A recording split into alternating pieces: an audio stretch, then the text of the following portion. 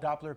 ABC7 is diving deeper into the concerns surrounding the El Paso Zoo. The zoo was the focus of an evaluation by a national accrediting agency.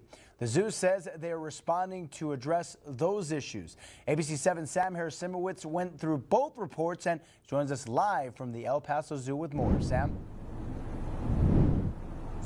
Good evening, Paul. The director of the El Paso Zoo told me they have already addressed some of the concerns expressed to them by the Association of Zoos and Aquariums and are now working on fixes for the other ones in that initial evaluation from the AZA before that same association will be back in 2025 for another inspection.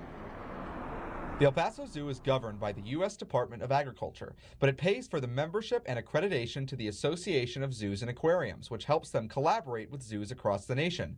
Normally, the accreditation is good for 5 years, but the zoo confirmed the AZA inspected the zoo in January and will be back in 2025. So they come, they do their inspection, and we get everything fixed by the time of my response or by the time we do the actually meeting with them. Then fine, they stamp it, go.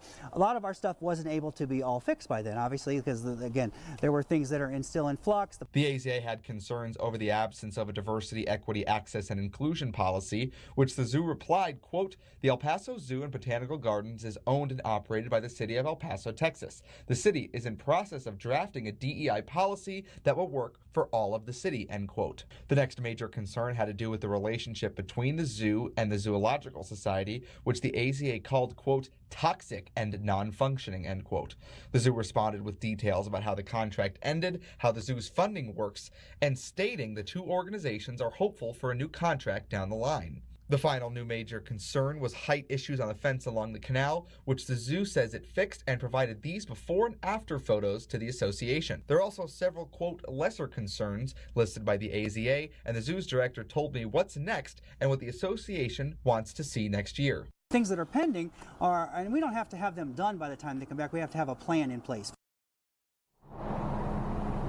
And a spokesperson from the AZA told us that next year's process will be determining whether the El Paso Zoo will have that AZA accreditation for another 4 years. Reporting outside the El Paso Zoo, I'm Sam Harris.